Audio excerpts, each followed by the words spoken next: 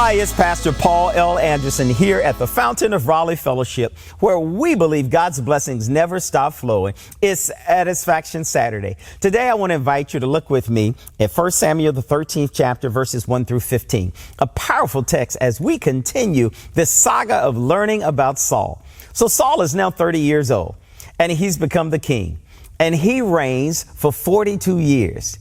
He has selected 3,000 special troops from his army of Israel and the rest of the men from his home.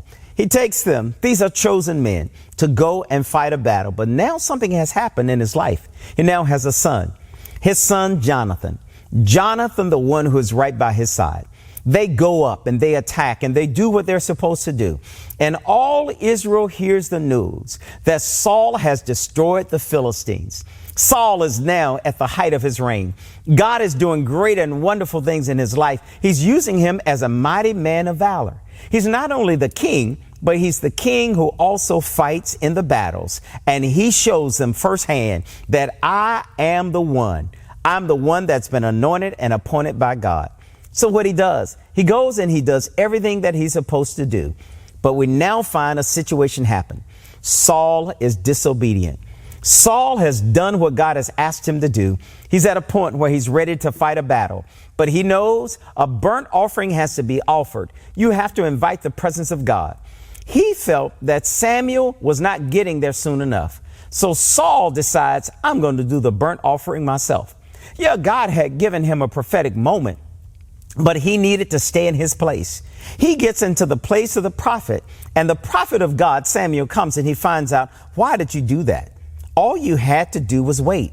Because of you not doing what you were supposed to do, you stepped over into a realm that God had not given you to be in. There will be consequences for your action.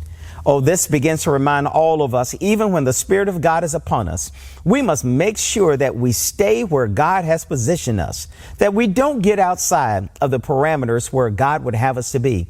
Some have said that this is at a point in Saul's life where we see Saul beginning to think of himself more highly than he ought to think. This reminds all of us that we must make sure that we stay in the position and operate in the anointing of God. He now gets into the anointing that's not his. Samuel then leaves him at Gilgal. He goes off his way with the rest of his troops. He tells Saul, Saul, these men were counting on you. And now you have done something you shouldn't have done. You know, this reminds all of us, when we do things that cause us to sin, when we go into areas that God hasn't caused us to be in, we find ourselves out of position. You know, one of the worst things that you and I can do is be out of position. You know, anytime when God is calling us to do something, we should always be ready and be in position to do what he's called us to do, that unique thing, and not to do more than what we should do. This reminds us, whatever your vocation is, do it to the best of your ability. But when God calls us to do something for him, we must make sure that we're flowing in his spirit and we're operating where he tells us to. Today, may you and I learn the lesson from Saul that we should not be disobedient. We should stay and do what God has called us to do, because God has a great blessing in store for us. When we do what he's called us to do, everybody else is blessed. You know, before we leave on today, I need to remind you that tomorrow morning you have a time of worship to celebrate with us here at the Fountain. You can join us at our 7 o'clock a.m. virtual time of worship, and then you can join us in person at 9 o'clock. As we celebrate the great move of God and what God is doing with fathers throughout the world, that we might know that God is always looking for someone to stand up and be in position and be in place. Always know you're exceedingly and abundantly blessed. Take the Lord with you everywhere you go, and we hope to see you tomorrow morning at the Fountain.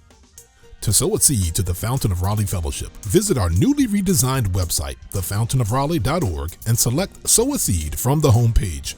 Also, giving has been made easier with the new Fountain of Raleigh app, available now in the Apple App Store and Google Play Store. Download today, select Giving from the main menu, and then follow the directions to complete your giving through Subsplash. Thank you so very much for all of your gifts and donations that you've given to the Fountain of Raleigh Fellowship. We thank you for what you've done in the past, what you're currently doing, and what you will do in the future. Your gifts and donations helps us to spread the gospel of Jesus Christ, not only locally, but throughout the world. Thank you again for your gifts, and may God continue to richly bless you. It is here at the Fountain that we believe that we are exceedingly and abundantly blessed, and may you receive those blessings that God has in store for you.